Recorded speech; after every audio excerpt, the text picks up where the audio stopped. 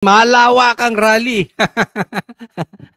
Nakarma si Marcos. Eto na. Sa iba pang balita, naghahanda na sa isang mapayapang pagkilos ang Iglesia ni Cristo para suportahan ang opinyon ni Pangulong Marcos Jr.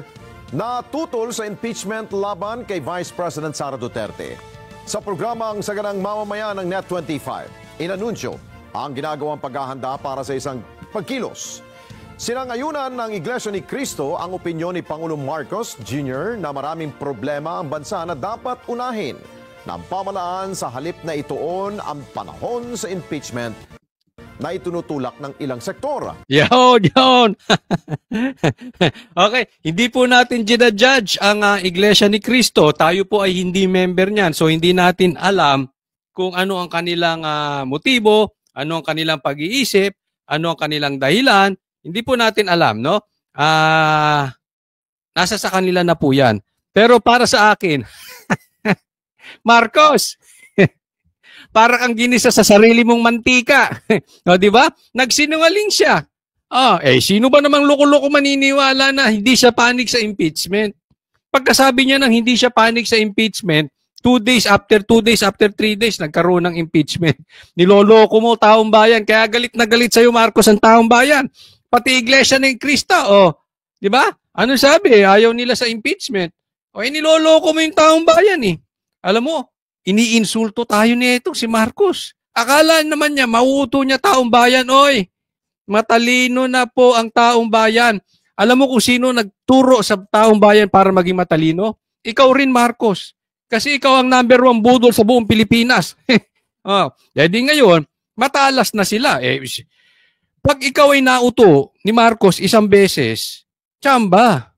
Pero pag ikaw ay nauto ni Marcos 2 beses, tanga ka na. Hindi na magpapauto itong mga taong bayan kasi hindi na sila tanga eh.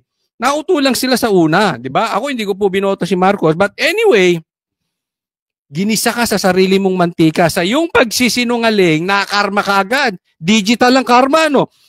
Sinabi mo, nagsinungaling ka, hindi dapat mag-impeachment. Yung pala, kasabwat ka. After 2-3 days, may impeachment, niloloko mo kami. After 2 days, 3 days, eto na, may rally. Ang sakit, no? Diba? But anyway, hindi ko alam kung yan ang motibo ng Iglesia ni Cristo. Pero tayo, pwede nating sabihin yun. Kayo mga pulis, huwag nyo kaming sisitahin. Sinusunod namin yung presidente nyo. Ano sabi ng presidente nyo? Ayaw niya sa impeachment. Magrarally kami dito. Sakit, no? Ginisa ka sa sarili mong mantika. Alam mo problema, Marcos? Wala ka ng utak, sinungaling ka pa. Totoo. Tigil-tigil lang yung kangingiwi.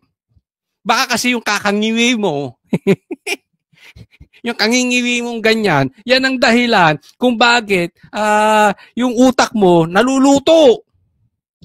Wala ka nang alam, mali.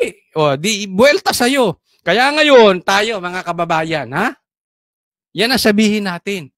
Sinusunod namin ang presidente niyo. Igisa natin sa sarili niyang mantika. Magrarally kami. Pero eto seriously speaking, malaki ito.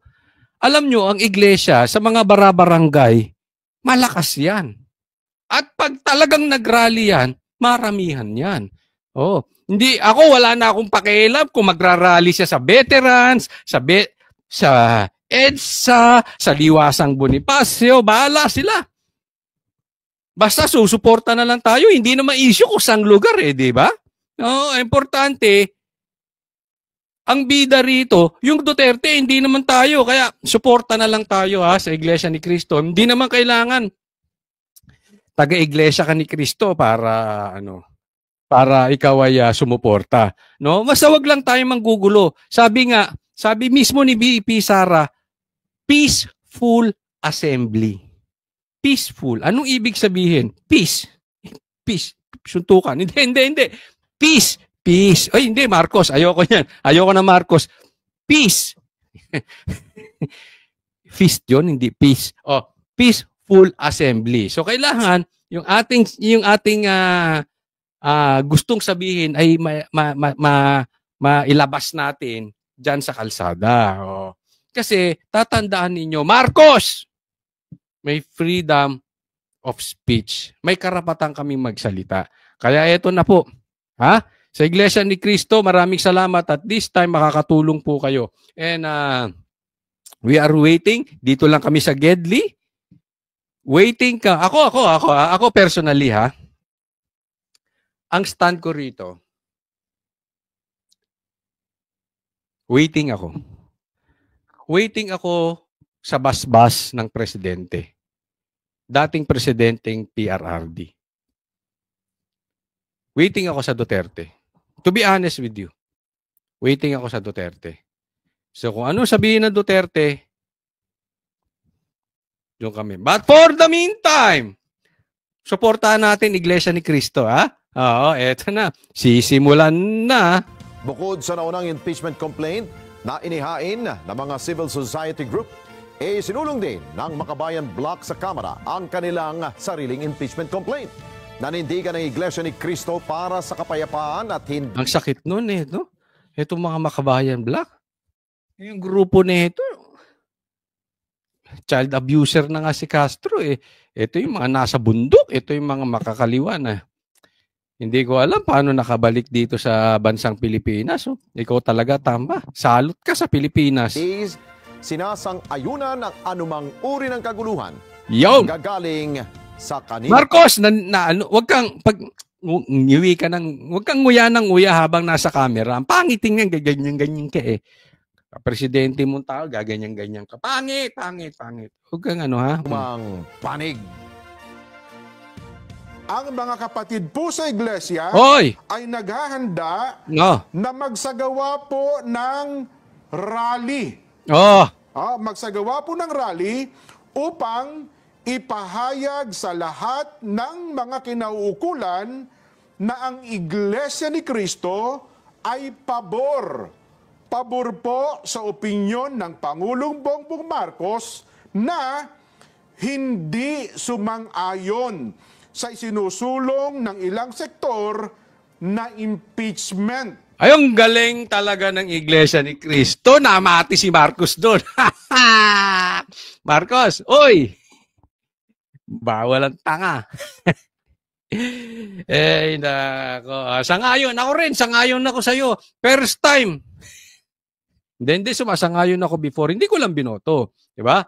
Oo, meron ako sinasangayuyanan kasi baka sabihin ng tao, wala naman kayo nakita kay Marcos mabuti. Hindi, may nakita kami mabuti. Pag tama nga, palakpakan Kaya lang, sa 10 ginawa niya, 11 ang mali. Kaya mas marami akong napupuna. Di ba? Ngayon. Sang-ayon ako sa iyo, Marcos. Dito, this time, sang-ayon ako. Hindi dapat ang impeachment, hindi dapat ang ICC. Pero huwag nyo kaming lokohin. Hindi, Iglesia. Huwag nyo kaming lokohin, Marcos. Iloloko nyo kami. But anyway, kailan kaya ang rally? Sana sa lalong madaling panahon bago magpasko. Bago simulan niyang impeachment. Let's go! Let's get it on! Dahil maraming problema ang ating bansa na dapat pong unahin ng ating pamahalaan. Tama, wala nang inaasikaso yung kamera. Dapat nga, kalkalin ng ano niyan ang yayabang ng mga yan. Kalkal ng kalkal kay BP Sara, ipakalkal mo yung mga ari-arian yan. Baka laman lang ng bag niyan, milyon-milyon relo lang na mga yan. Diba, ang daming yumaman ngayon. Pambihira. But anyway, totoo naman. Wala nang naaasikaso kung hindi Duterte na lang. So again, tama siya dyan. Tama yung sinasabi nito sa taga-iglesia.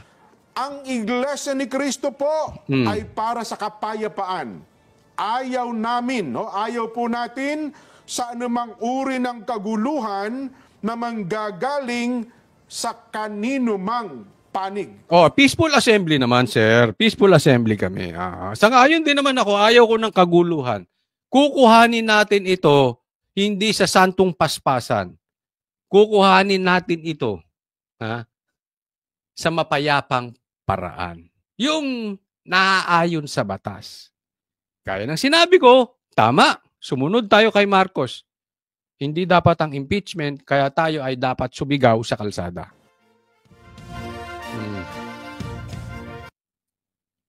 Yon. So, okay. Abangan natin ang detalye nito and alam ko lahat tayo dito ay may mga kaibigan na taga-iglesia ni Cristo, no? Ako, meron ako mga kaibigan at abang-abang tayo, magtanong tayo ng detalye. Saan, kailan, na mapaghandaan. But for now, naghahanda na sila. And that is probably a warning shot. It could be, yung ginawa ng Iglesia ni Cristo, it could be a warning shot. Kasi ang sabi nila, pinagpaplanuhan pa lang. So wala pang detalye. Kung itutuloy nyo yung rally ninyong, kung itutuloy nyo yung impeachment na yan, matutuloy ang rally.